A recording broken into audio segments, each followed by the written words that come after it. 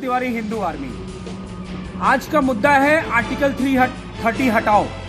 Article 30 और 30A है क्या, इसको संक्षेप में आपको मैं बता दूं। वैसे तमाम विवरण आपको सोशल मीडिया और इंटरनेट पर देखने को मिलते होंगे, मैं संक्षेप में बताऊंगा, आपको ज़्यादा समझ में आएगी। आर्टिकल 30 जो है वो ये कहता है कि जो मुस्लिम समाज है, जो मुस्लिम धर्म है, वो अपने मदरसों में कुरान पढ़ा सकता है।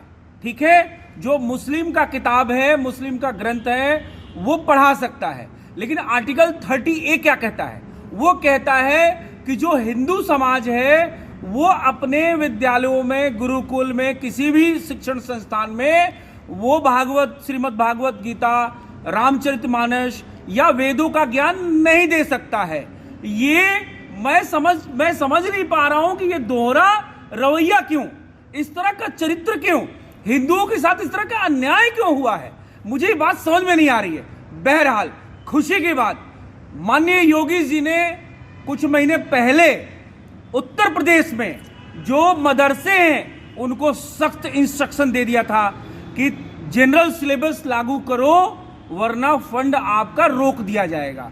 ये काबिले तारीफ है, सैल्यूट है योगी जी को। दूसरी बात, आज के डेट में जो मांग चल रही है, माननीय कैलाश विजयवर्गीय साहब ने, जो बंगाल के प्रभारी हैं, भारतीय जनता पार्टी के नेता हैं, उन्होंने साफ साफ ये मांग उठाई है और तमाम हिंदुत्व के संगठनों से ये मांग उठने लगी है कि जो आर्टिकल 30 और आर्टिकल 30A है, आर्टिकल 30 समाप्त होगा तो ऑटोमेटिक A समाप्त हो जाएगा, तो इसको समाप्त कर दिया जाए। और चूंकि आप इस देश को धर्मनिरपेक्ष कहते हैं, तो जो हिंदुओं के लिए नियम लागू हो वही मुसलमानों के लिए लागू हो, वही अन्य धर्मों के लिए लागू हो, ईसाई के लिए भी लागू हो।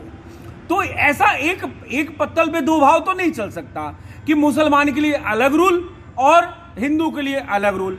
जब मुसलमान इस देश का नागरिक है, वो कहता है कि हम इस देश के नागरिक हैं, तो इस देश के संविधान पे उसका भरोसा होना चाहिए। अब चूंकि उस संविधान में गड़बड़ी है तो उसको सही करने का कर्तव्य इस सरकार का है और उसको सही करवाने का कर्तव्य हमारे सभी हिंदू संगठनों का है, समाज का है, समाज के हर वर्ग का है, युवा का है, वृद्ध का है, प्रौढ़ का है, सबका, भगनियों का है, सबका जिम्मेदारी है कि आर्टिकल 30 हटाओ का एक अभियान चल रहा है। इस अभियान को तमाम संगठनों ने समर्थन दिया है और उस पे वो अपना पक्ष रख रही हैं। आप भी जिस लेवल में हैं, आप अपना छोटा सा फेसबुक आईडी भी आपका है, तो उसमें भी आर्टिकल 30 हटाओ का जो हैशटैग लाइन चल रहा है उसको समर्थन करें।